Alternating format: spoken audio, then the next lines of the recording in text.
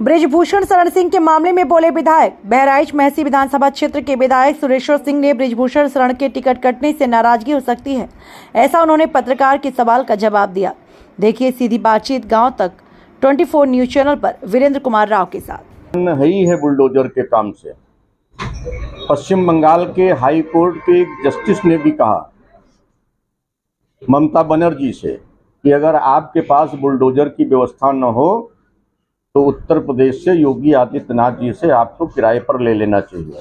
आप देश की बात छोड़ दीजिए, फिलीपींस में आक्रमणकारियों और आतंकवादियों को भगाने के लिए वहां भी बुलडोजर को अपनाने का काम फिलीपींस की सरकार ने भी किया है। तो आप समझ लीजिए कि बुलडोजर कितना कारगर है और कितना उन आतंकवादियों या अपराधियों के विरुद्ध वो कार्य करने में सक्षम है। उनका अपना व्यक्तिगत विचार है। मैं इस समय उन पर कोई टिप्पणी नहीं करनी चाहिए। 6 बार के सांसद हैं और टिकट काट दिया गया तो वो कुछ कह सकते हैं। मानसिक संतुलन हो सकता है या दुखी हो या सोच रहे हो कि हमसे बड़ा प्रत्याशी हमारे लड़के को मान लिया हो पार्टी ने। जो भी बात हो ये तो वही बता सकते। लेकिन वो तो अगर उनके जनाधार बढ़ाने से अगर जनाधार बढ़ता होता देवी पाटन मंडल का तो अमित शाह जी क्यों आते?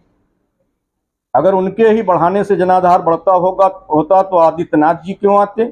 अगर उनके बढ़ाने से ही जनाधार बढ़ता होता तो 21 तारीख को इस देश के प्रधानमंत्री आदरणीय नरेंद्र भाई मोदी क्यों आते? इससे स्पष्ट परिलक्षित होता है कि भारतीय जनता पार्टी ही और भारतीय जनता पार्टी के नेता योगी जी और मोदी जी ही, भारतीय जनता पार्टी, योगी जी, मोदी जी और उनके बड़े नेता मिलकर ही इस जनाधार को अपनी नीतियों के कारण आगे लेकर के जा रहे हैं। इस पर किसी व्यक्ति विशेष का लेकिन पहला प्रश्न तो आपने कहा कि आप राजपूत नेता हैं, मैं इसको सिरे से खारिज करता हूं।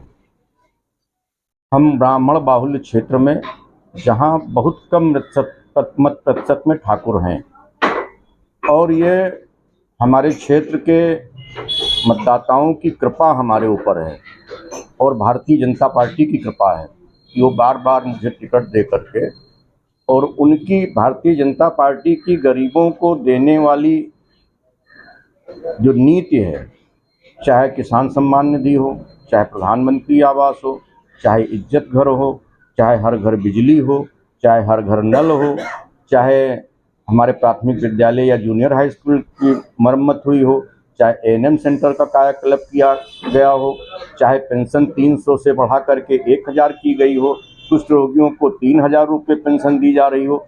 जो इनकी नीतियां हैं और 80 करोड़ लोगों को देश में फ्री में खाद्यान्न दिया जा रहा हो कोरोना से अब तक के, तो जो इनकी नीतियां हैं, नीतियों के कारण ही हमको भी सफलता मिल रही है, भारतीय जनता पार्टी को भी सफलता मिल रही है।